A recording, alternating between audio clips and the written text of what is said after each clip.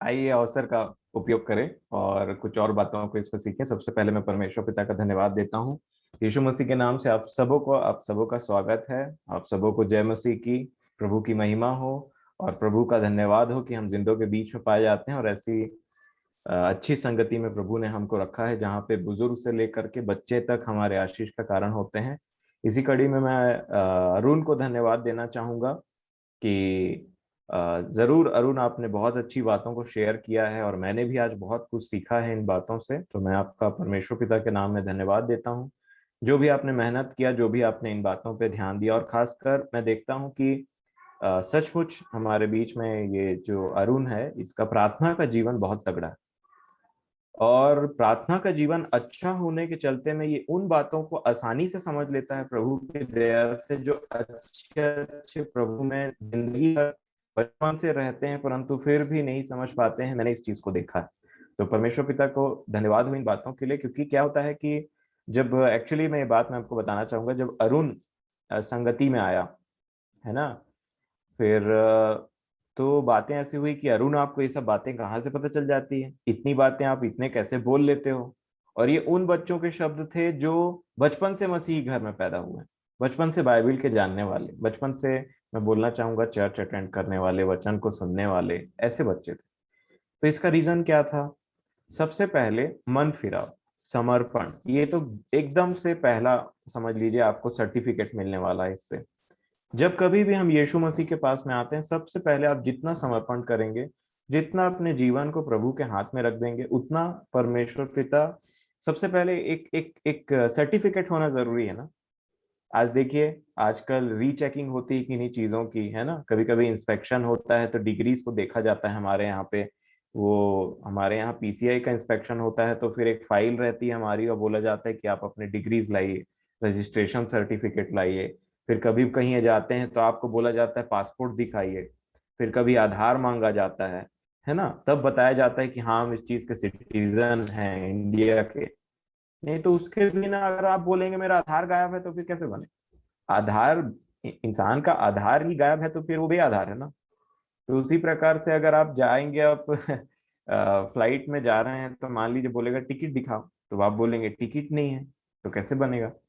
इसी प्रकार जब हम प्रभु के पास जाते हैं और प्रभु में हमारे पाप क्षमा हो जाते हैं, तो हमको सर्टिफिकेट देते हैं। और वो सर्टिफिकेट हमको संभाल करके रखना बहुत जरूरी है। जब भी शैतान बोले तू पापी, उसको दिखा देना है कि ये दे सर्टिफिकेट।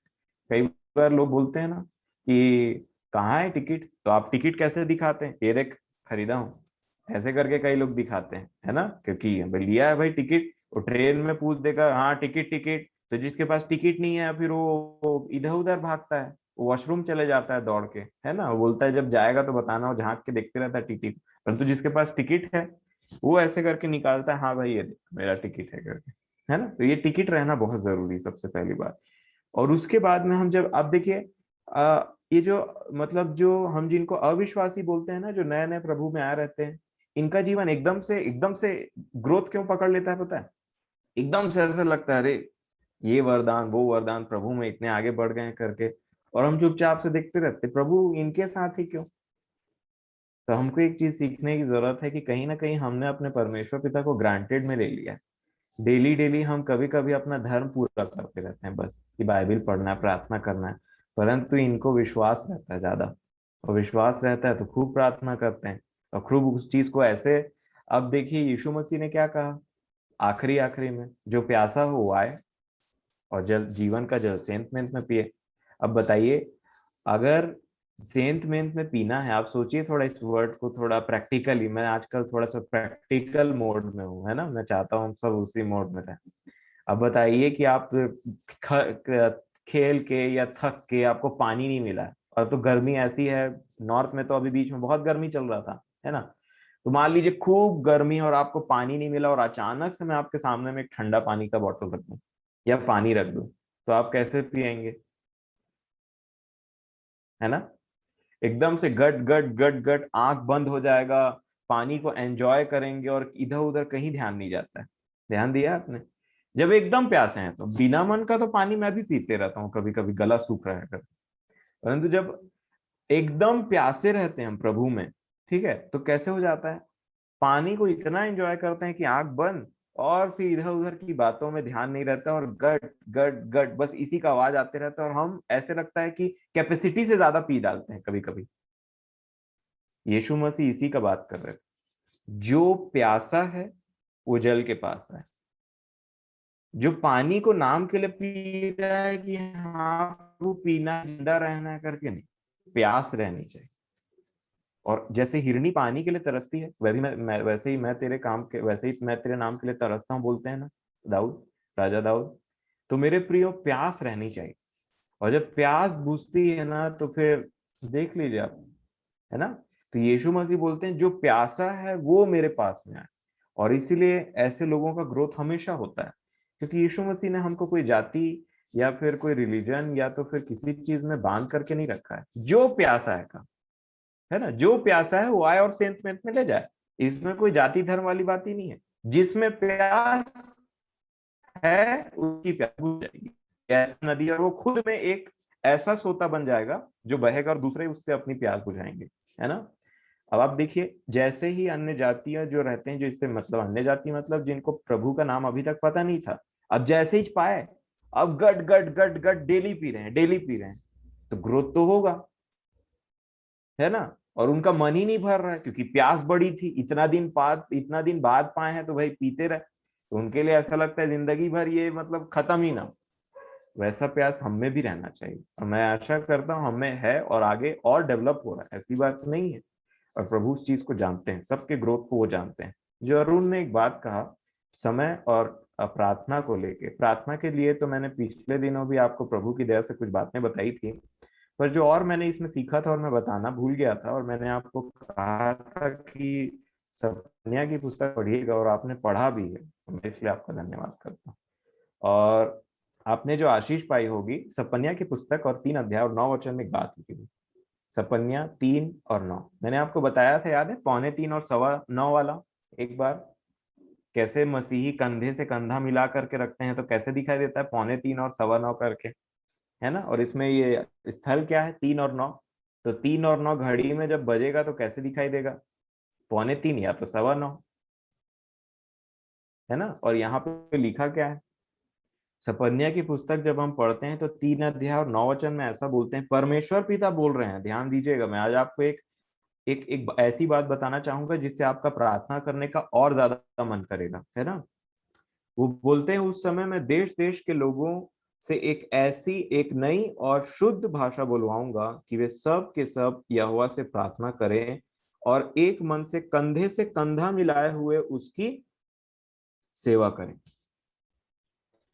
सेवा, कंधे से कंधा मिलाकर, और सब के सब यहोवा से प्रार्थना करें। तो प्रार्थना करने का मतलब, जो प्रार्थना करने के लिए बोल कौन रहे हैं यहाँ पे, परमेश्वर पिता। अब आपको मैं एक बात बताना चाहूंगा, इसको बड़े ध्यान से सुनिएगा। और प्रार्थना करने में आज आपको मतलब इस विषय में आज आप जो अरुण भाई ने रखा, प्रभु ने उसकी सहायता की, बड़ा मेहनत किया, उसने स्टोरी भी बनाया, उसमें ये बात थोड़ा सा मैं और आगे बढ़ाता हूँ, है ना। परमेश्वर पिता बोलते हैं मेरे प्रियो कि हमको प्रार्थना करना है, कंधे से कंधा मिलाना है। कंधे से कंधा मतलब पूरा सपन्या की पुस्तक में, आप मैं कल बात करूंगा इसके विषय में। जो मेन मैसेज है, मैंने आपको क्वेश्चन क्या दिया था, मैंने आपसे कहा था परमेश्वर से के क्रोध का जो सपन्या की पुस्तक में भड़का हुआ है, बहुत ज्यादा क्रोध, बहुत ज्यादा क्रोध, उस क्रोध से वो अपने लोगों को बचाव का एक उपाय देते हैं। तुम ऐसा करते रहो, तुम ऐसा करना तो तुम बच जाओगे, ठीक है। उसके विषय में हम कल देखेंगे, जैसा हम अभी इस मीटिंग में प्रभु की दया से कर रहे हैं। तो उन चीजों के बीच विषय में कल बात करूंगा। यहाँ पे जो इसने भाई ने बोला, उसमें कहा कि एक मन होके सब के सब यहोवा से प्रार्थना करें, ये प्रभु की ओर से प्रभु की इच्छा है, ठीक है। दूसरा, कंधे से कंधे मिलाकर यहोवा के लिए काम करें। कंधा और कंधा जब मिलता है तो छोटे बड़े नहीं रहते हैं। ये नहीं कि वचन जो प्रचार कर रहा है वही सबसे बड़ा है, ये नहीं कि जो गीत गा रहा है वही सबसे बड़ा है ना। आजकल क्या होता है, कई बार ऐसा हो जाता है कि जो मतलब इसमें भेदभाव आने लग जाता है, ऊपर नीचे। आजकल तो मैं जहां तक जानता हूँ, जो खासकर जब मैं चर्चेस में देखता हूँ, जो पुराने चर्चेस हैं, उनमें उन लोगों का बड़ा एकदम से उनका पोजीशन ही कुछ और समझा जाता है जिनको वचन का ज्यादा ज्ञान, भले जीवन भी कैसा भी हो, है ना। इस बात को लेके चकित रहते हैं कि इतना सारा ज्ञान कहाँ से आया, इस बात को लेके चकित रहते हैं कि इतनी सारी बातें कहाँ से आई। ठीक है, तो याद रखिए कोई भी छोटा बड़ा नहीं है। अब मैंने आपको बहुत अच्छा एग्जाम्पल दे दिया है कि आप देख लीजिए कि हमारे जो चाचा हैं उन्होंने किस तरीके से अपने कार्य को पूरा किया। मान लीजिए वो इस मीडियम को ही हम खत्म कर डालते तो मेरे पास में जितना भी ज्ञान हो या आपके पास में जितना भी ज्ञान हो मेरे पास में कैसे आएगा। तो बताइए बड़ा कौन हुआ। मान लीजिए मैं आपको बताता हूं कि एक डॉक्टर है और एक पेशेंट कहीं पे मर रहा है। अगर मैं बोलूं इस डॉक्टर के पास में जानकारी है कि वो बता दे वो पेशेंट को ऐसा करना है तो बच जाएगा, और बीच में उनके बीच में कांटेक्ट करने का जरिया ही नहीं है, तो बताइए इस डॉक्टर की जानकारी उस पेशेंट को कैसे बचाएगी। है ना। तो बताइए इतना टाइम डॉक्टर का ज्यादा जानकारी इंपॉर्टेंट हुआ कि वो टेलीफोन का नंबर और वो माध्यम ज्यादा इंपॉर्टेंट हो गए। है ना, आप डिस्टिंग्विश नहीं कर सकते कि इस ये ज्यादा कि ये ज्यादा। इसी प्रकार मसीही जीवन में परमेश्वर पिता हमको चाहते हैं कि हम कंधे से कंधा मिला करके चले, है ना, काम करें।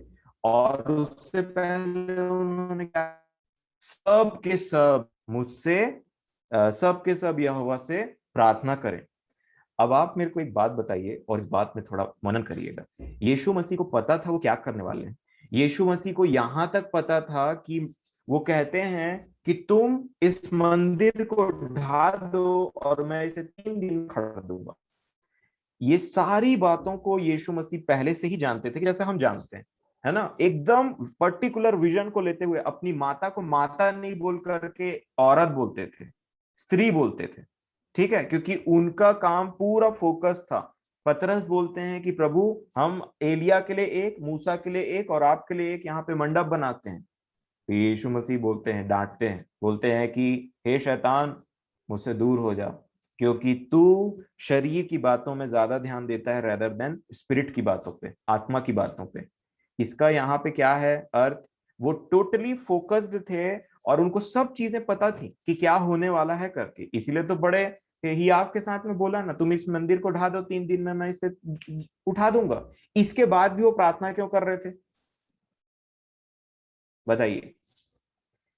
वो अपने पिता के पास में, आप देखे होंगे कई बार ऐसा आपने बाइबल पढ़ा होगा, शाम हो गई चेले अपने पास चले गए, प्रभु चला गया पर्वत पर।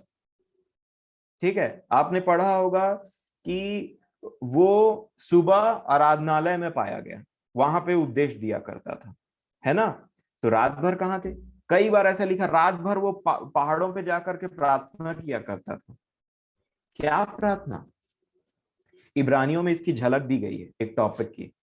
वो रो रो करके प्रार्थना करता था उससे जो उसके प्राण को बचा सकता था, अर्थात परमेश्वर के से। क्या प्रार्थना थी कि प्रभु जब वो मुझे मारेंगे और मैं कब्र में चला जाऊंगा, आप मेरे साथ रहिएगा और मुझे 3 दिन के बाद में जिंदा कर दीजिएगा। ये बाइबल में यीशु मसीह की प्रार्थना दी गई, इब्रानियों की पत्री में ऐसा लिखा हुआ है कि वो गिड़गिड़ा करके आंसू बहा बहा करके लिखा हुआ है।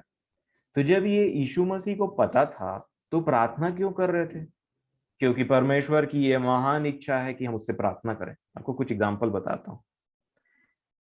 यिर्मयाह की पुस्तक 29 अध्याय और 12 वचन निकालिए। यिर्मयाह 29 अध्याय 29, 10 से मैं पढ़ लूंगा ताकि आपको समझ में आ जाए। है ना, यिर्मयाह 29 और 10। यहाँ पे इस प्रकार लिखा है, यिर्मयाह की पुस्तक, यिर्मयाह भविष्यद्वक्ता की पुस्तक 29, 29 अध्याय 10 वचन, 10th वचन। यहोवा यूं कहता है, बेबीलोन के 70 वर्ष पूरे होने पर मैं तुम्हारी सुधि लूंगा। अब देखिए सीक्वेंस को ध्यान से, 70 वर्ष जब पूरे होंगे तो मैं तुम्हारी सुधि लूंगा जैसे मैंने कहा था, और अपना यह मन भावना वचन कि मैं तुम्हें इस स्थान से लौटा ले आऊंगा पूरा करूंगा। है ना, मैं सुधि लूंगा तुम्हारी 70 वर्ष के बाद में, और अपने वचन के द्वारा जो मैंने कहा था ऑलरेडी कि तुमको लौटा ले आऊंगा, मतलब मैं लौटा ले आऊंगा। अब आगे 11 वचन में क्या लिखा है, क्योंकि यहोवा की यह वाणी है कि जो कल्पनाएं मैं तुम्हारे विषय करता हूं उन्हें मैं जानता हूं कि वह हानि की नहीं वरन कुशल ही की है, और अंत में तुम्हारी आशा पूरी करूंगा। कई बार हम यही रुक जाते हैं और इसी को याद रखते हैं। है ना, अब 12 वचन में क्या लिखा है देखिए तो, 12 वचन में क्या लिखा है तब उस समय तुम मुझको पुकारोगे और आकर मुझसे प्रार्थना करोगे। तुम उस समय मुझे पुकारोगे और आके मुझसे प्रार्थना करोगे और मैं तुम्हारी सुनूंगा। तुम मुझे ढूंढोगे और पाओगे भी, क्योंकि तुम अपने संपूर्ण मन से मेरे पास आओगे। संपूर्ण मन, होल हार्टेड। अब यहाँ पे एक विशेष बात है।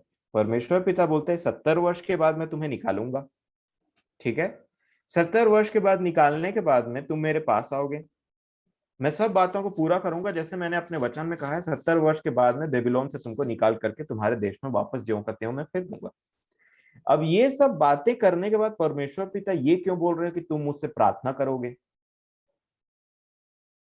तुम मुझसे प्रार्थना करोगे। यीशु मसीह ने कहा था कि मैं जा रहा हूं और वापस आऊंगा, मैं अपने वो साथी तुम्हारे लिए हेल्पर भेजूंगा, है ना, सहायक भेजूंगा तुम्हारे लिए। तो बताइए चेले प्रार्थना क्यों कर रहे थे? वो तो भेजने वाला है। परमेश्वर पिता इनको नहीं कहा करने वाले हैं, तो ये प्रार्थना क्यों करें? परमेश्वर पिता सपन्या में भी कुछ लोगों को बचाने वाला है, तो वो प्रार्थना क्यों करेंगे? यीशु मसीह को पता है कि सब चीज ठीक होने वाला है, वो मेरे मुझे जिंदा कर देगा, तो वो रो रो करके प्रार्थना क्यों कर रहे हैं? क्योंकि ये परमेश्वर की इच्छा है कि तुम उससे प्रार्थना करोगे। ये उसकी वाणी है, और जिस प्रकार एक सेंटेंस, एक शब्द, एक बिंदु, एक मात्रा भी नहीं बदल सकता, ये चीज भी नहीं बदल सकती कि तुम मुझसे प्रार्थना करोगे। और जो उससे प्रार्थना करता है, पुस्तक में लिखा है, उस दिन जो यहोवा का नाम लेगा वो उसके नाम से उद्धार पाएगा। मेरे नाम से प्रार्थना करो। यीशु मसीह ने 17 अध्याय लूका, 18 अध्याय लूका में 2 बार ये बात कही, प्रार्थना किस रीति से बार बार करो। वो औरत से वो सिखा रहे थे कि हियाव मत छोड़ो, प्रार्थना के लिए करते रहो, करते रहो। हमने देखा है पिछले दिनों लूका में, ये जकरिया थे और एलिशिबा थी, कितने बूढ़े हो गए थे। बांस थी एलिशिबा, कब से प्रार्थना कर रहे होंगे बच्चे के लिए, कब मिला, है ना। यीशु मसीह बोलते हैं हियाव नहीं छोड़ना किसी चीज को। बड़े बड़े प्रचारक प्रभु के लोग क्या बोलते हैं पता है? हम 10 साल से एक चीज के लिए प्रार्थना कर रहे हैं, अभी तक उत्तर नहीं आया, परंतु हम फिर भी प्रार्थना कर रहे हैं। और मैं एक प्रभु के बहुत अच्छे जन है, मैं उनको सुन रहा था। वो बोलते हैं कि अब हम 10 साल से प्रार्थना कर रहे हैं, तो हम अब उत्तर के 10 साल और करीब आ गए। जो उत्तर वो देने वाला है हमको, उससे 10 साल और हम करीब आ गए। तो सोचिए, जब स्टार्ट किए रहे थे तब 10 साल दूर थे, अब 10 साल और करीब आ गए उस चीज में, है ना। खैर, मैं आपको वचन से आप एक बात बताना चाहता हूँ। यीशु मसीह प्रार्थना कर रहे थे, दानियल प्रार्थना करते थे, सब चाल चलन अच्छा होने के बाद में, सब चीज अच्छा होने के बाद में परमेश्वर पिता बोलते हैं मैं 70 वर्ष के बाद छुड़ाऊंगा, तुम मुझसे प्रार्थना करोगे। प्रार्थना करना हमको है ही एकदम कंपलसरी है, क्योंकि ये परमेश्वर की इच्छा है। आपको मैं बताना चाह रहा हूं, यीशु मसीह को पता था कि वो उठने वाले हैं 3 दिन के बाद में, फिर भी उन्होंने उस चीज के लिए प्रार्थना की थी मेरे प्रियो। क्यों? क्योंकि ये परमेश्वर की इच्छा है। प्रार्थना बिना आप बहुत कमजोर हो जाएंगे, चाहे बाइबल के कितने बड़े ज्ञाता हो, कितनों अटेंड किया हो, कितनों कुछ आपके पास में हो, आपका जीवन प्रार्थना के बिना बहुत ही वीक है। अब एक बात बताइए, एक और एग्जांपल देता हूं मैं आपको। अयूब थे, अयूब की पुस्तक आपने पढ़ी है। लास्ट लास्ट में जब अयूब के परमेश्वर पिता बोलते हैं कि वो चाहते हैं कि अयूब के 3 दोस्त को माफी मिले, तो क्या बोलते हैं? जब तक अयूब मेरा दास तुम तीनों के लिए प्रार्थना नहीं करेगा, तब तक मैं नहीं छोड़ने वाला, तब तक मेरा क्रोध नहीं शांत होगा। तो बताइए, किसी के क्रोध को क्षमा करने के लिए परमेश्वर पिता ने क्या रास्ता रखा? अपने क्रोध को क्षमा करने के लिए और किसी के लिए कुछ काम करने के लिए परमेश्वर पिता ने क्या रास्ता रखा? प्रार्थना, प्रार्थना। मैंने आपको पहले भी बोला था प्रभु की दया से कि अपने प्रार्थना के जीवन को आप टाइम भी मैंने बता दिया था, है ना। प्रार्थना का जीवन ज्यादा, वचन का पठन कम थोड़ा। उसके बाद में धीरे धीरे करते करते ये और ये दोनों साथ में बढ़ेगा, और एक दिन ये हमेशा प्रार्थना का जीवन हमेशा ज्यादा रहना चाहिए। वचन कितना पढ़ेंगे, कितना ज्ञान बटोरेंगे हम इन चीजों से, कितने वचनों को याद करेंगे, परंतु जब वचन हम पढ़ते हैं तो प्रभु का ज्ञान हमको मिलता है ना। हम सीखते हैं कुछ कि करना क्या है, हुआ क्या था, प्रभु की इच्छा क्या है, अब करना क्या है, इन सब चीजों को हम बटोर लेते हैं, परंतु करने की शक्ति देगा कौन? वो अनुग्रह आएगा कहां से, वो ग्रेस कहां से आएगा उसको करने के लिए? आप जान गए ये तो अच्छी बात है, परंतु ग्रेस कहां से आएगा, अनुग्रह करके परमेश्वर पिता। याद रखे मेरे प्रियो, यीशु मसीह हमारे राजाओं के राजा प्रभुओं के प्रभु की आदत थी कि वो अपने परमेश्वर पिता से गिड़गिड़ा करके प्रार्थना करते थे। इब्रानियों की पुस्तक में मैंने आपको बताया, लिखा है, अपने शरीर के दिनों में वह उससे प्रार्थना करता था जो उसे मृत्यु से बचा सकता था। वो रो रो करके उससे प्रार्थना करता था। क्यों?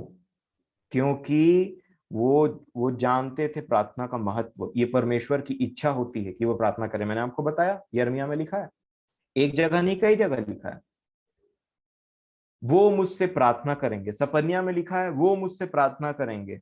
अय्यूब को बोलते हैं तू उनके लिए प्रार्थना कर। बाइबल हमको बताती है कि धर्मी जन के प्रार्थना से बहुत कुछ हो सकता है, पर प्रार्थना करे तब ना। कई बार अब आपको प्रैक्टिकल डिफिकल्टी बता देता हूँ, और हमको शैतान कैसे बेवकूफ बनाने की कोशिश करता है वो भी मैं बता देता हूँ। बाइबल में लिखा हुआ है कि आत्मा में हर समय प्रार्थना किया करो, ठीक है।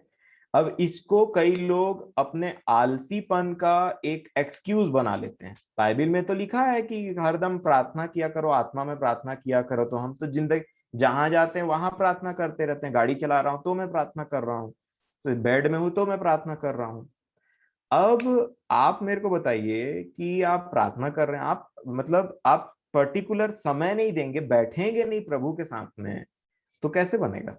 अब मान लीजिए मैं बैंगलोर में रहता हूँ, मेरी मम्मी छत्तीसगढ़ में रहती है, कोरबा में रहती है, वो बोलेगी मैं बाबू को डेली याद करती हूँ, मैं खाना बनाती हूँ तो भी याद करती हूँ, मैं ड्यूटी जाती हूँ तो भी याद करती हूँ, ठीक है, और फोन नहीं कर पाती, लेकिन मन में बकायदा याद करते रहती हूँ। बात नहीं हो पाता है, लेकिन मन में बकायदा याद करते रहती हूँ कि हाँ वो अभी ये कर रहा होगा, मैं उसके लिए प्रार्थना भी करती हूँ।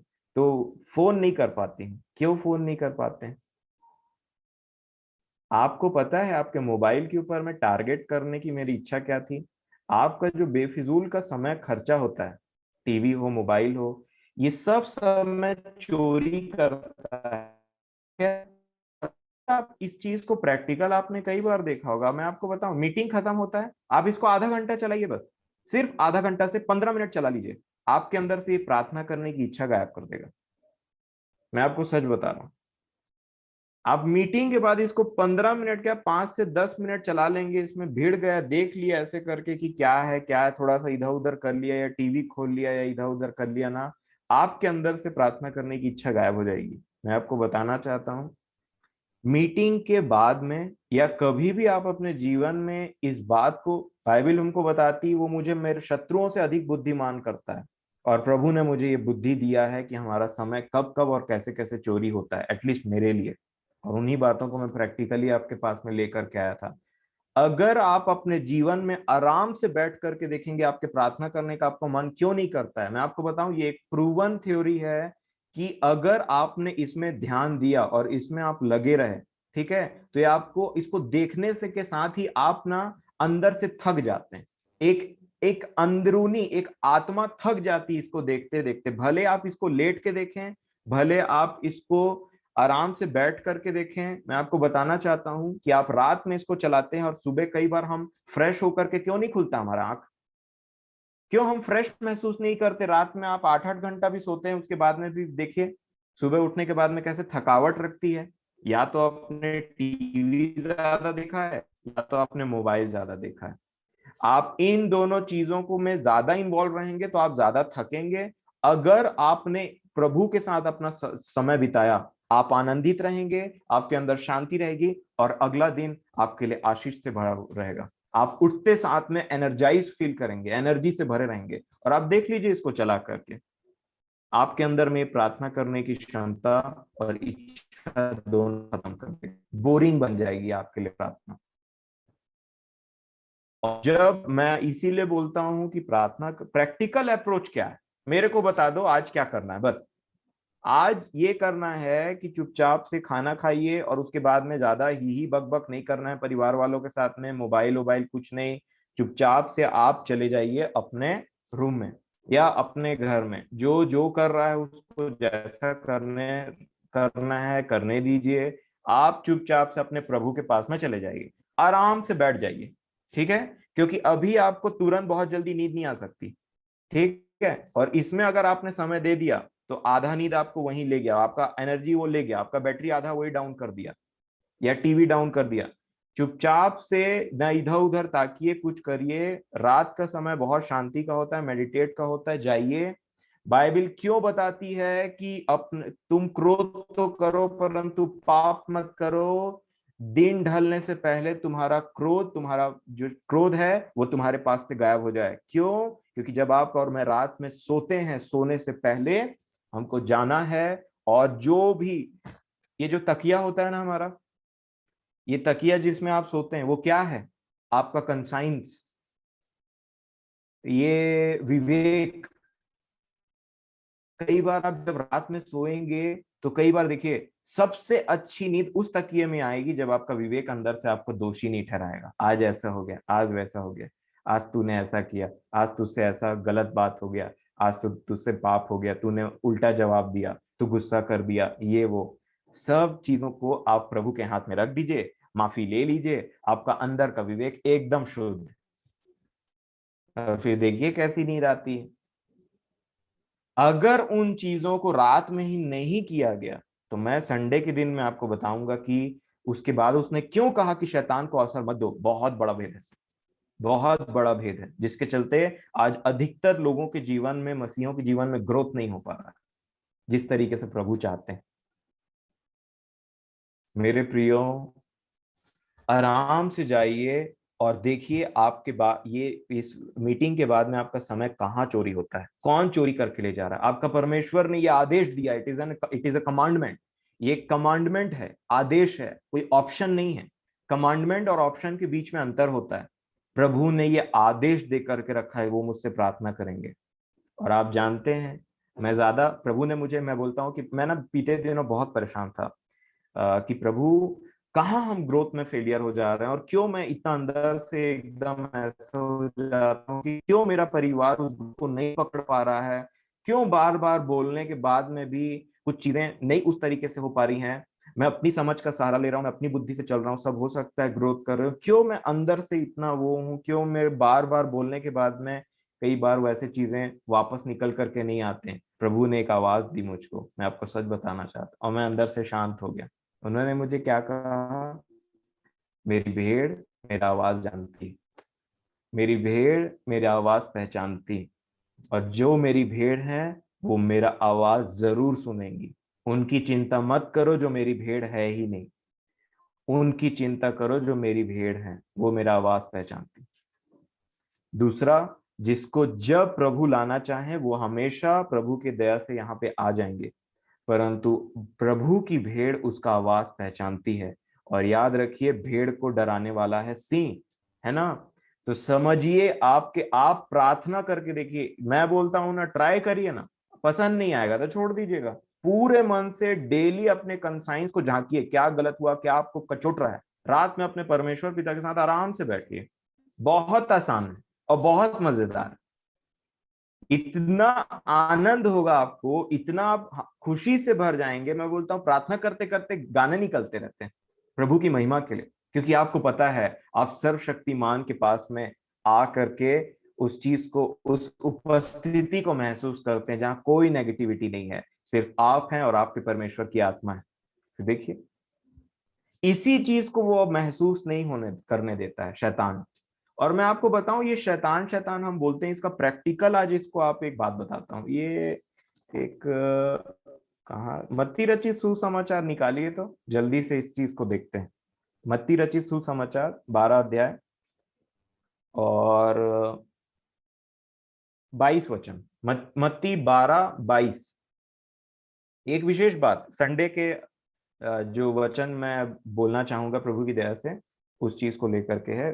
मत्ती 12:22 में लिखा है, तब लोग एक अंधे गूंगे को जिसमें दुष्ट आत्मा थी उसके पास लाए, और उसने उसे अच्छा किया, और वह बोलने और देखने लगा। अंधा था तो देखने लगा, गूंगा था तो बोलने लगा। इस पर 23 वचन, इस पर सब लोग चकित होकर कहने लगे, यह क्या दाऊद की संतान है? परंतु फरीसियों ने यह सुनकर कहा, यह तो दुष्ट आत्माओं के सरदार बाल जबूल की सहायता के बिना दुष्ट आत्माओं को नहीं निकालता। मतलब ये जो कर रहा है वो किसके किसके पावर से कर रहा है? बिल जबूल, बाल जबूल है ना, इंग्लिश में बिल जबूल लिखा हुआ है। बाल जबूल मतलब शैतान के मदद से शैतान को निकाल रहा है। अब देखिए आगे क्या लिखा है, 25 वचन। उसने उनकी मन की बात जानकर उनसे कहा, जिस किसी राज्य में फूट होती है वह उजड़ जाता है, और कोई नगर या घराना जिसमें फूट होती है बना न रहेगा। अब 26 वचन को देखिए तो, और यदि शैतान ही शैतान को निकाले तो वह अपना ही विरोधी हो गया है, फिर उसका राज्य कैसा बना रहेगा? अब एक ऐसी बात जिसको हम ध्यान नहीं देते। हमने स्वर्ग का राज देखा, हमने परमेश्वर का राज्य देखा, सब चीज के बारे में जानते हैं। यीशु मसीह एक और राज्य के बारे में बताते हैं, शैतान का राज्य। अगर आप प्रभु के राज्य को जानते हैं तो आपको शैतान के राज्य को जानना पड़ेगा ही। मैं फिर बोलता हूं, दोनों बड़े जोर शोर से लगे हैं कि किसका राज्य ज्यादा फैले। प्रभु जितना तैयारी कर रहे हैं, जितने लोगों को उठाते हैं, जितने भविष्यवक्ताओं को, जितने चंगा करने वालों को, जितनों में अपनी आत्मा डालते हैं कि वो उसका काम करे, शैतान भी उतने लोगों में अपनी आत्मा डाल करके उनको उठाता है कि कैसे उनके कामों को फेल करें। और इसको पहचानने की जरूरत है। अगर आप परमेश्वर के राज्य में विश्वास करते हैं तो डेफिनेटली आपको शैतान के राज्य को समझना पड़ेगा ही पड़ेगा। तभी आप उसके राज्य के कामों को खत्म करते हुए अपने परमेश्वर का राज्य बढ़ा सकेंगे। यीशु मसीह ने कहा, मैं तुम्हें ये भेड़ियों के पास में भेजता हूं, है ना, परंतु वहां पे तुम्हें सर्प के समान चतुर और कबूतर के समान भोला रहना पड़ेगा। तो सर्प के समान चतुराई, ये है प्रभु। प्रभु ने एक और कंप्लेन किया था कि मेरे ये ज्योति के पुत्र संसार के पुत्रों से, संसारिक पुत्रों से के ये जो रीति विधि, ये जो काम काज करते हैं ना, उसमें थोड़ा सा ढीले। ये कंप्लेन था प्रभु का। और उसके बाद में एक दृष्टांत थी ना, मैंने आपके साथ में डिस्कस किया था, याद है? उसमें हमने देखा था कि वो एक एक वो रहता है, क्या बोलते हैं उसको, एक उसको क्या बोलते हैं, एक व्यक्ति रहता है ना, एक मतलब एक एक समझ लीजिए, बोलते हैं जो संभालता है, जो ये हिसाब किताब संभालता है, जो मैनेजर, मैनेजर बोल सकते हैं क्या? एक मैनेजर है जो मैनेज करता है ना? और मैनेज करते, हाँ,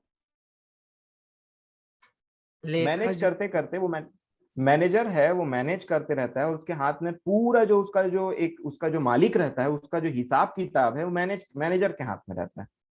और फिर जो मालिक है वो बोलता है उसको कि कैसे भाई, तुम्हारा हिसाब किताब ठीक नहीं है। तो उसके बाद में वो क्या करता है, चतुराई दिखाता है ना, जिसका 50 है उसको बोलता है 20 दे दे और खत्म कर। तो यीशु मसीह वहां पे उसकी चतुराई की जो है वो करते हैं, प्रेज करते हैं उसको, है ना, अच्छा बोलते हैं। सर्प के समान चतुर और कबूतर के समान भोले। अगर पौलुस वहां पे चतुराई नहीं दिखाते तो मैं आपको बताना चाहता हूं कब कब वो मार डाले जाते लोगों के हाथ में। उनको एक समय में ऐसे जो लेकर के जाते हैं ना, दो लोग पकड़े रहते हैं और अंदर में एक लकड़ी रहती है, उसमें से ऐसे करके अंदर में डाल करके पार कराए थे, लिखा है नगर को। वो क्या थी? चतुराई। ये नहीं कि हाँ मैं प्रभु के नाम से मरने के लिए रेडी हूं तो बाकी कौन काम करेगा। ऐसी थोड़ी मर जाओ बिना मतलब का। मरना है, जब विश्वास की बात है, टेस्टिमनी की बात है तो मरना है। लेकिन तुमसे जब प्रभु और काम करा रहे हैं, तुमको जिंदा रखने चाहते हैं, तो वहां पे जाकर के थोड़ी बोल देना है कि ले मेरे को मार ले, मैं प्रभु के नाम से मरने की रेडी।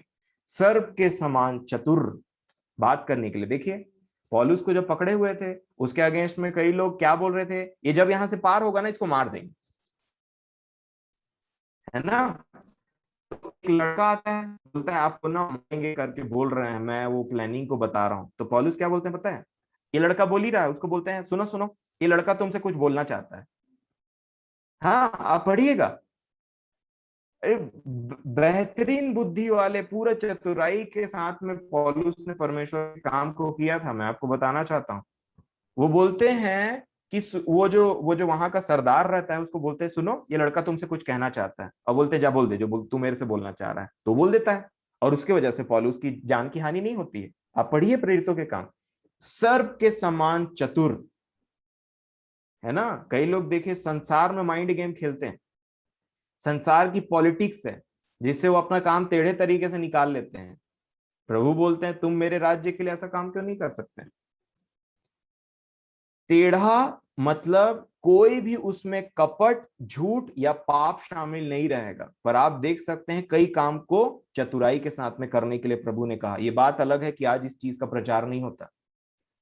प्रचार तो बहुत सारी चीजों का नहीं होता। आपको एक एग्जांपल बताऊं, यीशु मसीह ने क्या कहा। जब उस स्त्री ने, जो मरियम थी, उसने बॉटल को फोड़ा और इत्र को बहा दिया, यीशु मसीह ने क्या कहा, जब कभी भी ये चीज की चर्चा होगी, इस महिला की आप चर्चा होगी, सबको बताया जाएगा। बताइए कितने लोग प्रचार करें। ठीक है। तो यहाँ पे कुछ अद्भुत बातों को प्रभु ने रखा है जिसमें हम देखेंगे। परंतु एक प्री रिक्विजिट है, एक एक उससे पहले की बात है जो हमको करने की जरूरत है। मैं आपसे सिर्फ इतना निवेदन करूंगा कि जो इस भाई ने आज वर्ड रखा, जो प्रभु के बारे में हमको जानकारी दी, वचन के बारे में, मैं आपको बोलूंगा प्रार्थना में लग जाइए। प्रार्थना में देखिए, प्रभु ने जैसे कहा बकबक नहीं करना है ना। बकबक मतलब क्या होता है, कई बार हम एक रटी रटाई पैटर्न में प्रार्थना करते हैं जिसमें हमारा और प्रभु का कुछ काम नहीं रहता है। इसको ठीक रखना, उसको ऐसा करना, धन्यवाद, ये सब चीज जरूरी है, धन्यवाद तो एकदम टॉप में है। परंतु आपके अंदर क्या चल रहा है, प्रभु को उससे मतलब है। अपने हृदय को प्रभु के सामने खोल दो, अपने मनों की बातों को उससे खोल करके कहो, फिर देखिए आपके पास कितना सारा बात बोलने के लिए। हाँ, कई बार लोग फोन लगा करके जो बातों को, अपने प्रॉब्लम को डिस्कस करते रहते हैं, एक एक घंटे बात चलती है। कई लोग किसी अपने एक मित्र से मिल जाते हैं, उससे एक एक घंटे बात चलती रहती है। पर प्रभु के साथ में हमारी बात 4 मिनट में क्यों खत्म हो जाती है? क्योंकि हमने अपने आप को कभी प्रभु के सामने में खोला ही नहीं। कई बार एक हिंड्रेंस क्यों आता है, क्योंकि हमने दूसरे लोगों को प्रार्थना करने के लिए सुना है, देखा है कैसे वो प्रार्थना करते हैं। इस पैटर्न में फट फट फट फट फट फट फट फट करके प्रार्थना करते रहना है, जैसे कि मानो कोई ट्रेन छूटने जा रही है। मैं अभी कैसे बात कर रहा हूं आपसे, अब मैं बात कर रहा हूं आराम से, ठीक है, ताकि आपको समझ में आए। अब मैं इसी को एकदम बुलेट ट्रेन टाइप का बोल दूं तो, कि ठीक है थर्सडे को मिलेंगे, संडे को इसके बाद में आप मिलेगा, मंडे को मेरे को वहां जाना है, थर्सडे को वहां जाऊंगा मैं, नेक्स्ट फ्राइडे को मेरे को यहाँ पे जाना है, यहाँ पे ऐसा लिखा है, वहां पे मेरे को उसने वैसा बोल दिया, उसके बाद में मेरे को अगले महीने अपने घर जाना है, उसके बाद में वापस आना है, फिर ऐसा। आपको कुछ समझ में आ रहा है? और आप ऐसी हरकत क्यों कर रहे हैं, मेरे को समझ में नहीं आ रहा। और कई बार हम ऐसा क्यों हरकत करते हैं, मेरे को समझ में नहीं आता। बात करा जाता है कन्वर्सेशन में, अब कैसे बात होता है, आप कैसे हैं, ठीक है, तो अगला कुछ बोलता है, एक थोड़ा सा गैप रहता है ना। कई लोग प्रार्थना कैसे करते हैं, प्रभु जी बहुत बहुत धन्यवाद आपका, आज मैं आपके पास में आता हूं। भाई किसके पास में आप आ रहे हो, है ना, किसके पास में आप आ रहे हो? आप अपने बॉस से ऐसा बात नहीं करते, आपका कोई हेड आ जाएगा तो आप उससे ऐसा बात नहीं करोगे, लेकिन आप प्रभु से आप ऐसा कैसे बात करो? प्रभु जी इसको करिए, मैं आपको बोलता हूं। प्रार्थना मतलब होता है निवेदन, है ना। और फिर कई बार क्या होता है कि प्रार्थना में हम प्रभुओं को स्थल बताने लग जाते हैं। प्रभु मत्ती 12 और 4 में ऐसा लिखा है। अरे भाई उसने आपको दिया ये चीज, वो सब जानता है कहाँ क्या लिखा है। नहीं, मैं आपको एकदम फैक्ट बात बता रहा हूं। और कई बार ऐसा होता है कि हम लोगों को प्रचार करने लग जाते हैं प्रार्थना में। मैं आपको बताना चाहता हूं मेरे प्रियो, प्रार्थना एक सिंपल सा कन्वर्सेशन है जहां पे अपने आप को आप खोल देते हैं कि प्रभु मैं ऐसा, मेरे जीवन में ये चल रहा है, मेरी समस्याएं ये है, मैं आत्मिक चीजों से ये लड़ रहा हूं। और उसके बाद में थैंक्स गिविंग, एक बहुत ही अच्छा स्वभाव एक मसीही का, थैंक्स गिविंग। इसी को बोल के मैं बात खत्म करूंगा। आपको पता है कि हम कभी कभी परमेश्वर पिता का धन्यवाद क्यों नहीं कर पाते हैं अच्छे मन से, सच्चे मन से? इसको आज बड़े ध्यान से सुनिएगा। एक तो आपको मैं प्रैक्टिकल असाइनमेंट फिर देता हूँ, है ना। आप कभी देखिए, क्या हम रियल लाइफ में जिन लोगों से हम मिलते हैं डे टू डे लाइफ में, जिन जो हमारा परिवार है, जो हमारे पड़ोसी हैं, जो हमारे साथ में कांटेक्ट में आते हैं, क्या आपको उनको धन्यवाद करने की आदत है ना? क्या आपने उनको थैंक यू बोलना सीखा है? क्या आपने अपने परिवार में कभी अपने बीवी को थैंक यू बोला है? क्या अपने परिवार में आपने कभी अपने हस्बैंड को थैंक यू बोला है? क्या बच्चों ने माता पिता को थैंक यू बोला है कभी? क्या हमने अपने बुजुर्गों को धन्यवाद दिया है कि दादा आप इतने साल से हमारे साथ में हैं, आपने इतना किया, आपने हमारी मम्मी को बड़ा किया, हमारे पापा को बड़ा किया, दादी हम आपने ऐसा किया वैसा किया करके? क्या हमें ये आदत है धन्यवाद की आदत? मैं आपको एक चीज बताना चाहता हूँ।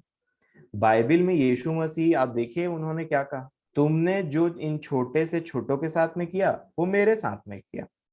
दूसरी जगह बाइबल हमको ये बताती है कि जिस भाई को तू देख करके उससे प्रेम नहीं करता है, तो तू उस परमेश्वर से कैसे प्रेम करेगा जिसको तू देखा ही नहीं आज तक?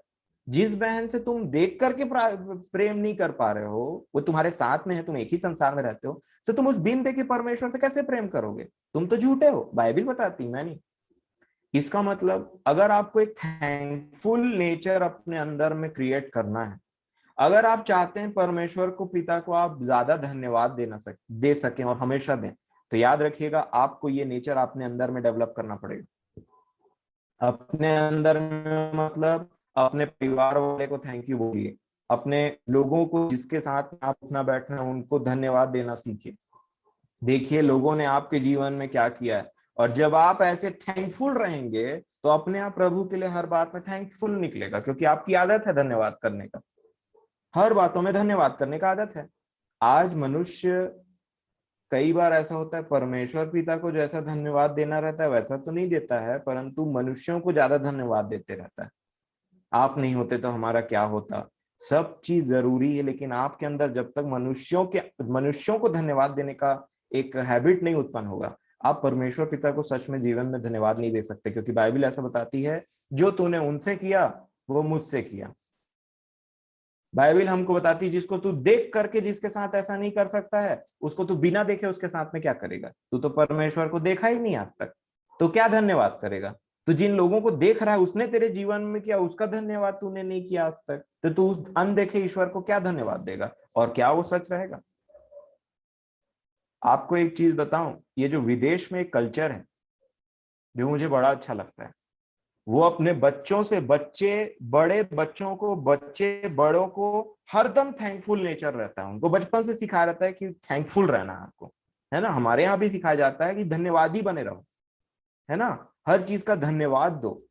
और जब आप ऐसा जीवन जिएंगे तो डेफिनेटली, अगर आपकी पत्नी ने अच्छा खाना बनाया है तो धन्यवाद दीजिए, थोड़ा सा प्रेस करिए भाई, थोड़ा अच्छी बात को बोलिए, इतना दिन से वो काम कर रही है आपके लिए, और देखिए फिर अगले दिन टेस्ट कैसे बढ़ जाता है। ठीक है।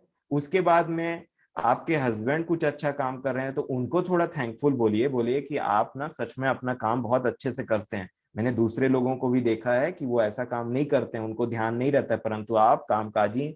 ऐसे थोड़ा सा ना अपने आप को ये सब चीजें बोलना जरूरी है। हाँ, अब हमारे यहाँ विदेश में कल्चर क्या है, जिंदा होते टाइम में धन्यवाद देते हैं, हमारे यहाँ कल्चर क्या है, मरने के बाद धन्यवाद देते हैं, बहुत अच्छा था रे, बहुत अच्छा था, चला गया। जब जिंदा था तब क्यों नहीं बोले, और जब चला गया तो उसके पीछे में बहुत अच्छा था, बहुत अच्छा था। जिंदा जीते जी अगर वो अच्छा को बोल दिए रहते तो आज आपका संबंध थोड़ा और अच्छा रहता। अच्छी बातों में सच बोलिए, बुरी बातों में आप टोकेंगे भी ना तो वो आपकी बात को सुनने के लिए रेडी रहेगा, लेकिन अच्छी बातों में उसको सराहना देना मत छोड़िए। ठीक है, चाहे वो बच्चे माता पिता के लिए, माता पिता बच्चों को भी ऐसा कर सकते हैं, माता पिता आपस में एक दूसरे को सराहना दे सकते हैं। ठीक है, ये एक एक आदत होती जो हमको मनुष्य में रह करके एक दूसरे में डेवलप करना चाहिए। और उसके बाद में हम परमेश्वर पिता को जरूर धन्यवाद देंगे।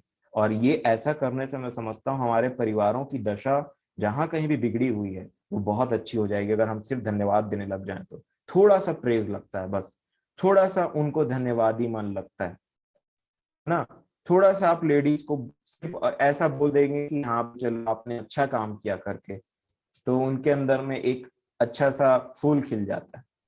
ठीक है, थोड़ा सा जो काम किया जा रहा है उनको आप अच्छी बात बोल दीजिए और वो अच्छे हो गए। तब देखिए आप परमेश्वर पिता को धन्यवाद देंगे और वो मीनिंगफुल धन्यवाद रहेगा। तो यही सब बातें हैं। प्रार्थना करना एक ऑप्शन नहीं है, परमेश्वर पिता का कमांड है कि वो मुझसे प्रार्थना करेंगे, और सब ने प्रार्थना किया। तो मैं आशा करता हूँ ये चीजें आज प्रभु हमको सिखाए हैं कि समय और प्रार्थना करना। सपन्या में लिखा है कि भूसी के समान समय गायब हो रहा है ना। तो इन सब चीजों के लिए हम ध्यान दें और प्रभु हमारी सहायता करे कि हम प्रार्थना का जीवन के साथ में बिल्कुल कॉम्प्रोमाइज ना करें। सुबह हो या शाम, प्रभु का समय प्रभु को दीजिए। ठीक है, आइए हम प्रार्थना करेंगे।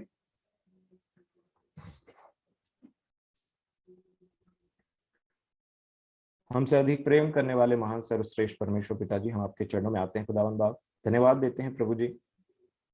पिता, प्रभु यीशु मसीह के नाम से हम आपके चरणों में आते हैं पिता, और आपको बहुत बहुत धन्यवाद देते हैं प्रभु जी कि आपने हमें ये दिन दिखाया पिता, और आप हमारे संग और साथ रहे। उसके बाद में प्रभु जी आपने मुझे और मेरे परिवार वालों को भी सुरक्षित रखा, भला चंग दिखने वाले हो सके प्रभु जी, इसके लिए आपका नाम का धन्यवाद प्रभु जी। इस बड़ी महामारी से आपने मुझे और मेरे परिवार वालों को बचा करके रखा, इसके लिए मैं आपका धन्यवाद देता हूँ। मैं धन्यवाद देता हूँ प्रभु जी भाई अरुण के लिए। प्रभु जी आपने उसको सिखाया और आप उसको बढ़ा।